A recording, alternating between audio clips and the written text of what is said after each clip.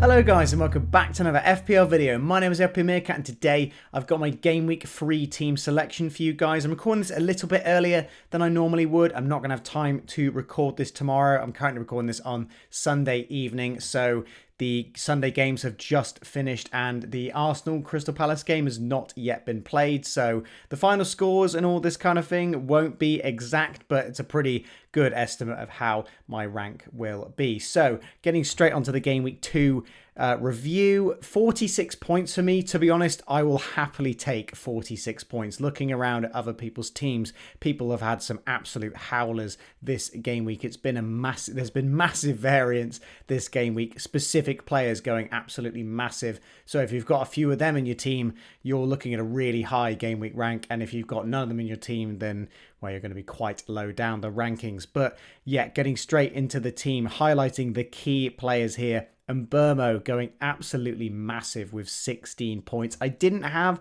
the likes of Matoma and March in the team, which has affected me quite significantly. But having Burmo to cover that was really, really nice. Getting a very fortunate penalty, but yeah, getting a nice little tap in as well. And all 3 bonus points. A really, really good asset he's been to start off the season.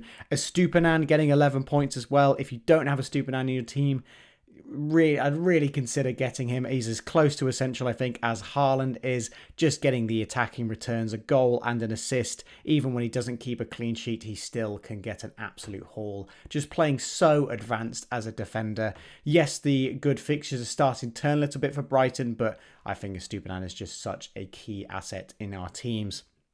Flecken as well, getting a clean sheet. Really, really nice for the team. Quite a few goalkeepers didn't keep a clean sheet this game week. Decided to stick it out with the Brentford defence, despite the fact I said I don't think they'll keep a clean sheet. He still managed to get it. Didn't get any save points, but yeah, very reminiscent of the Tony and Raya days there, getting Burmo and Flecken's points.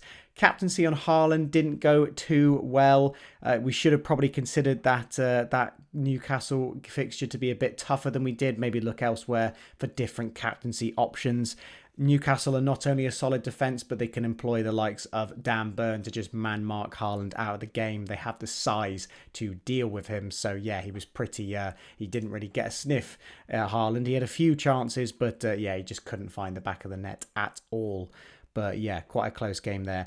Watkins getting an assist was okay. Getting 5 points. He could have had a lot more than that. But yeah, that was all the returns in my team. Today's football has been pretty poor. Rashford looked non-existent in the Man United game. Honestly, I've really heavily considered potentially getting rid of him. I know it's Nottingham Forest at home, which is a brilliant fixture on paper for Man United, but to be honest, it's a lot of money in Rashford, and I just don't think he's justifying it. There are so many assets that are doing really, really well for much cheaper than Rashford.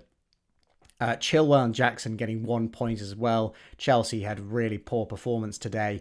Chilwell and Jackson, to be honest, both could have had massive returns if they just finished their chances. They were given the chances in the game, but yeah, it just wasn't to be in terms of getting the points. So a nice green arrow there to about 700k. Again, I've still got 3 Arsenal players in there, so hopefully my points will be quite a bit higher and my rank will be a bit higher than what you're currently seeing at the moment.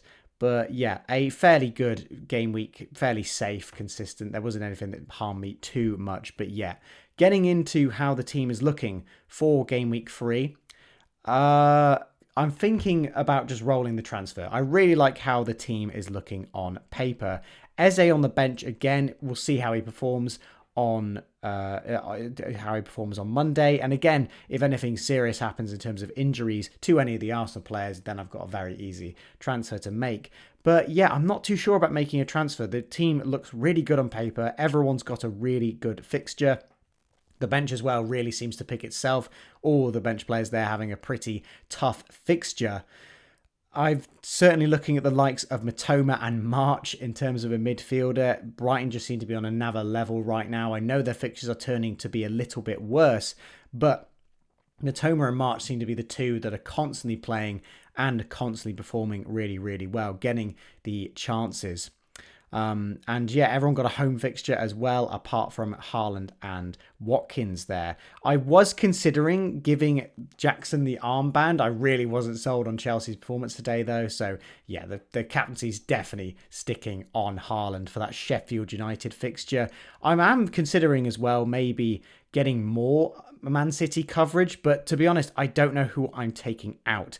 If the likes of Martinelli or Saka get injured, then I think Foden is a very easy swap to get in. Foden looked absolutely electric in the game against Newcastle. He had so much space to run and is now kind of playing in that De Bruyne role, which we all know he's really good at. But again, De Bruyne has just been consistently playing there. Foden's not been playing there. He's been playing wide, and we could see from that game Foden is definitely best when he plays centrally. So yeah, Foden's definitely hot on my radar. Maddison as well, a player who just seems to be a shining light in that Spurs team at the moment. I know he didn't return this weekend, but yeah, it just looks really, really good.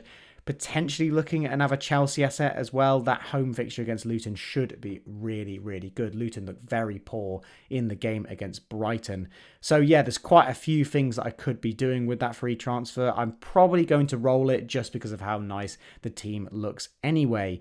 But yeah, there's certainly a lot of midfielders that I'm looking at. And also Visser as well. Really, really good, playing really, really well at the moment. Brentford attack has been doing very nicely. And Burmo and Visser seem to be the two that are scoring all of Brentford's goals at the moment. And he's still a little bit of a differential. But again, I don't really want to sell Watkins away to Burnley. It's a nice fixture on paper. Watkins, I'm sure the returns will come. He's had a lot of chances in front of goal. He has been getting assists. Yes, that might have been for a penalty. Jackson and Watkins, we did see are both off of penalties as well. So I only have 3 penalty takers in the team currently. And there do seem to be a lot. Eze as well, 4, but he's currently on the bench. There do seem to be a lot of penalties being given out this time around, so that may be something worth considering. But Enzo did take a penalty for Chelsea and missed it, so it'll be interesting to see whether he is still on the penalties. But yeah, I think the team looks really nice here. And the team of the mini league, team of the game week in the mini league, of course, this might not be the top score, but I've gone through the top scores at the moment, and I think this guy at the moment, Nurul Hidea, is top at the moment, and he does have Saka and Gabriel. There's actually a tie, there's a tie for first. There is another team who has 68 points and also has Saka and Gabriel. So these two teams will probably both get the gold medal come the end of the game week. But yeah, as you can see here, Mitoma and Visser, as well as Mbermo and Estupinan, having the double Brentford and the double Brighton for absolutely massive points. I guess this guy he had an insane rank before the games today. But yeah, those 4 players essentially getting all of his points. Areola there with a haul on the bench as well. Edison getting 6 points in goal. A player that we may have overlooked, to be honest. He's got 2 clean sheets in a row. I've definitely considered the likes of a Diaz or a Gvardiol, because they seem to be playing at the moment for Man City. Those clean sheets, they just seem to be getting them, and yeah, they could potentially get quite a bit more. But yeah, a really, really nice team here on paper. And that's going to wrap it up for this video, guys. I hope you've enjoyed. Let me know what transfers you think I should be making to my team and what transfers you're considering at the moment. I really like how the team looks on paper, so I think rolling the transfer might be the safe play. But again, there are so many midfielders to consider at the moment. I'm very happy I've got Mbermo in the team, but the likes of Rashford, we'll see what the Arsenal boys do. But I know a lot. A lot of you have Fernandes in your team as well, just not performing. Even Salah as well, not really performing to the heights. I have considered maybe the Liverpool boys, the likes of Jota and Diaz, do look like they're playing really well and are hopefully nailed. Like, I'm not going to say they're nailed, obviously, but they've played twice in a row now. They played the last preseason game. That seems to be the favoured lineup from Klopp. Not sure what's happened to Nunes, but he just seems to be being phased out of the team and used as a sub at the moment. There seems to be a lot more focus on the front 3 of Diaz, Jota and Salah, with Gakpo playing a bit deeper. So yeah, there's plenty of choices here as well.